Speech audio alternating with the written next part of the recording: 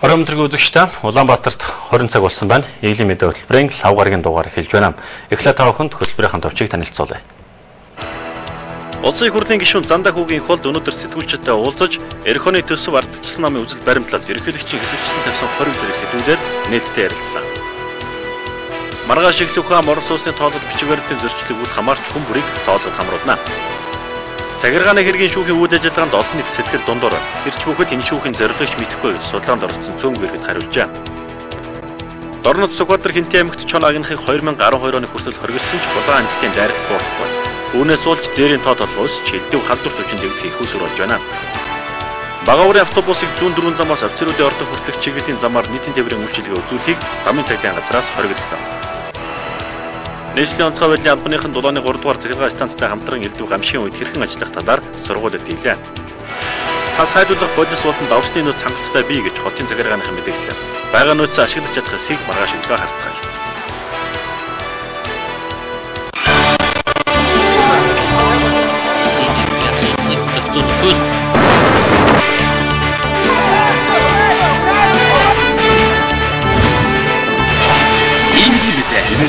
Хөтлөгч Новын Баасан дамтай. Үзэгчдээ эдгээр мэдээний дэлгэрэнгүй одоо та бүхэндээ хүргэх юм. Тэгэхээр намынхаа удирдлагуудад нэлээд шүүмжлэлтэй хандаж байгаа мөн би намын дараагад одоо өрсөлдөнө гэдгийг тодор илэрхийлээд байгаа улсын их хурлын гишүүн Зандаа хүүгийн холд энэ өдрүүдэд холны анхаарлын төвд байна.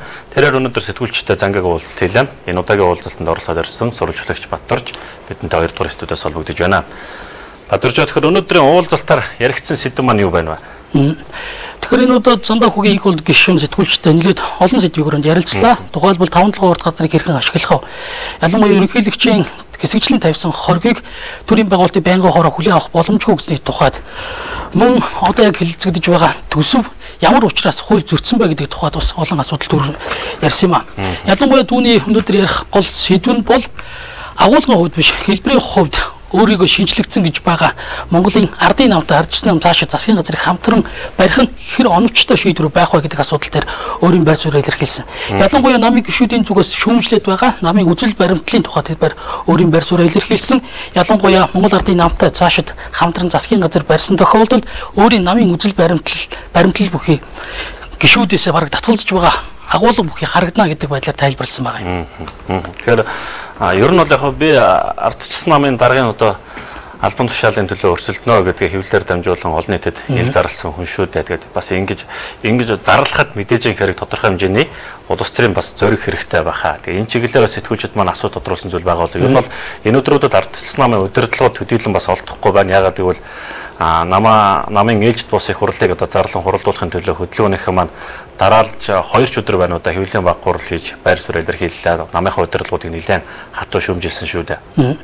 Тэгэхээр Монгол ардын Хусгалтай 26 дугаар их хуралдаа зэрэгцэн өрнөж байгаа нэг үйл явц бол ардчилсан намын ээлжид бус хурлыг хуралдуулах ёстой гэж үзэж байгаа гишүүд. Ялангуяа энэхүү шийдвэрийг үндэсний зөвлөлт хорооны гишүүд дэмжиж байгаа. Харин энэ удаад улсын их хурлын гишүүд Зандаа хүүгийн их хурлд энэ байр суурьтай нэгдвэл байгаагаа илэрхийлж байна. Ялангуяа ардчилсан намын дараа галт үеийн хийсэн мэдээлэл тодорхой хэмжээнд хариуцлагагүй мэдээлэл байсан. Энийг эргээд залруулах улмаар намын бүтэц шинжилэлд Монгол ардын намынх шиг хэлбэрийн биш агуулгын хувьд шинжилгээ хийх ёстой гэдэг байр сууриас хандаж байгаагаа тэрээр өнөөдөр сэтгүүлчд хэлсэн юм. За мэдээлэл дуулгасан баярлалаа Баторж. Баярлалаа. Тэр үзэгчдээ үргэлжлүүлэн та бүхнийг бид улсын их хурлын гишүүн Зандаа хүүгийн их хурлтай шууд уулзуулъя. Бид Skype-ыг ашиглан түүнтэй яг одоо эфирт шууд холбогдоод байна. Ороймтргийн гишүүнэ. Тэр үзэгчдээ үргэлжлүүлэн та бүхнийг бид улсын их хурлын гишүүн Зандаа хүүгийн их хурлтай шууд уулзуулъя. Бид Skype-ыг ашиглан түүнтэй яг одоо эфирт шууд холбогдоод байна. Ороймтргийн гишүүнэ. Орой минь. За тэгэхээр өнөөдөр та сэтгүүлчтэй Зангааг уулзалт хийлээ. Ер нь бол та бас сүүлийн өдрүүдэд нэлээд олон анхаарлын төвд байна. Намынхаа удирдлагуудад шүүмжлэлтэй хандаж байгаа юм хүн. Ер нь ардчилсан намын өнөөгийн нөхцөл байдлыг та хэрхэн харж байна вэ?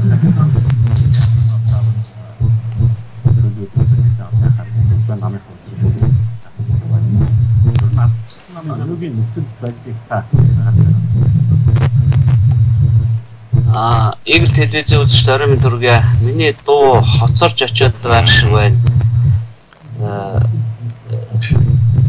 Мэдээж ардчилсан нам шинжлэхдэггүйгээр Монгол улсад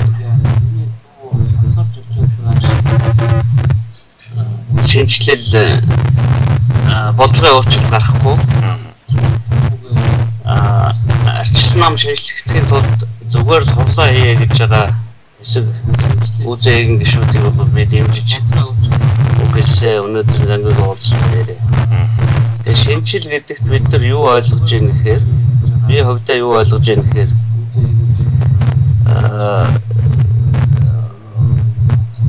шинжил бол хувьсгалт намын хурал шиг нэрээ солиод, туг талбайгаа солиод ийм өнгөц харагдах шинжил бол хэрэггүй. Монгол улсад хийх ажил маш их байна. Монгол улс бүгд ажилтаа болох шаардлага бол хамгийн түрүүнд байна шүү дээ. Тэрээс одоо амлсан сая 500 мянган төгрөг өгөө түүний амьдрал бол олигтой сайжрахгүй шүү дээ. Анх удаа байгалийн баялаг ашиглаад ажилтаа болох боломж гарчаад байхад хувьсгалт намын их хурлаар энэ асуудалд хариу өгсөнгүй шүү дээ. Арчсан намын их хурлаар яаж бүгдээрээ ажилтаа болох вэ гэдэг асуултанд хариу өгөх талаар дээрсэн. Тэгээс намын дарга солих энэ төр бол 2 3 4 дугаар зэрэг асуудал шүү дээ. Гол нь бодлого ярья. Энэ хувьсгалт нам бол монголчуудыг ажилтаа болох талын бодлого ярихгүй юм байна. Нэрнээсээ хувьсгалт гэдэг үг авч хайхаас өөр үндсэндээ дөрвтэй юм хийсэнгүй шүү дээ. Хүмүүст бол их хүлээлт байсан, тэгээд хүлээлт бол биелсэнгүй. Ийм л зүйл ярих гэж бодож байгаа. Тэгвэл өнөөдөр ардчилсан нам ер нь ямар бодлогоор явж байна?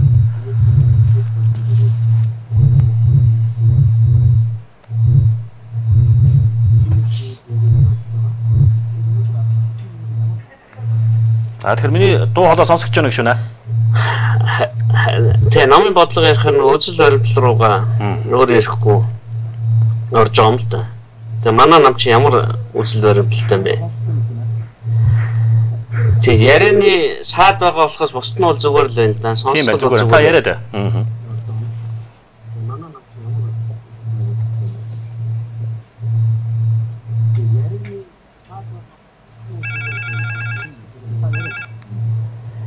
Тэгээд мэдээж ардчилсан намын сүүлийн 20 жил явсан түүхийг үгүйсгэлээ л дээ.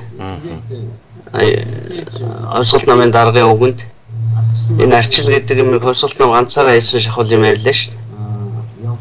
Тэгээ би бас нэг жоохон он дараалал юм ярихгүй болохгүй байгаа. Арчилсан намын үзэл баримтлалыг ярихаар бид бас хийсэн үйлдэлүүдээ ярихгүй бол бид барууных, бид зүүнийх гэж хэлэх бол их амархан л да. 91 онд мал хөвчлийг хийжсэн. 96 онд орон сууц хөвчлийг хийжсэн. 2006 онд өрхөд өгсөн газрыг иргэн болгонд өгчээсэн. Хуулийг санаачилж зүтгүүлж батлуулж ирсэн. 2009 онд байгалийн баялгаа хөвчил дууслаа шүү дээ. Хүний хөгжил сангийн хууль батлагдсанаар иргэн их болд бол Монголын байгалийн баялагын 2 сая 700 мянган хуваас нь нэгийг авах хэрэгтэй болж ногдол ашиг хэлбэрээр. Тэгээ энэ болгон юу хэлээд байна гэхээр төр засгаас хамааралгүй амьдардаг иргэдтэй болёо, ажилтай болъё, байртай болъё, машинтай болъё, малтай болъё, одоо юутай байдаг. Хуучин бол 90 оноос өмнө бүгдээрээ л төрөөс хамааралтай амьдарч илээ шүү дээ. Одоо эрх чөлөөтэй болсон учраас өмч хөрөнгөтэй болцгоо. Тэгээ энэ бүх зорилтууд бол биелсэн. Хувьсгалт нам бол энэ бүх зорилтуудыг үргэлж эсэргүүцэжсэн. Мал хөвчлөхэд өгөө гэжсэн, орон сууц хөвчлөхэд өгөө гэжсэн. Газар хөвчлөхөд бас л тегсад болж ирсэн. Биднийг байгалийн баялагын ард түмэнд хөвчлөд өгье гэхээр үгүй нэг удаагийн сая 500 мянган төгрөгөөр болоо гэдэг ийм зүйлийг ярьдаг болсон ч тийм. Тэгээ миний энэ ярьсан 4 жишээнээс бол арчилсан намын үзэл баримтлал гарч ирж байгаа. Бид ердөө л хүмүүсээ төрөөс хамааралгүй, төрөөс гуйлгагүйж нэг удаагийн мөнгө гуйж амьдардаг биш. Өөрөө ажил хийгээд амьдралаа явуулдаг, бизнесийг явуулдаг юм л болохыг хүсэж байгаа. Энэ бол одоо барууны гэж нэрлэнэ үү, консерватив гэнэ үү, либерал нэг гэнэ үү? юу гэж нэрлэх нь сонир биш. Хувьсгалтнаа арчилсан хоёрын гол ялгаа бол энэ шүү дээ. Тэгэхээр удахгүй танаа намын үндэсний зөвлөлт хорооны хурал болно. Энэ хурлаар та ер нь ямар үр дүн хүлээж байгаа вэ? Тэгэхээр бид намын их хурлаа хийж энэ шинжилгээ тодруулъя. Сүүлийн үед хамтарснаас болоод энэ бодлого бүдгэрээд байна л гэж байгаа.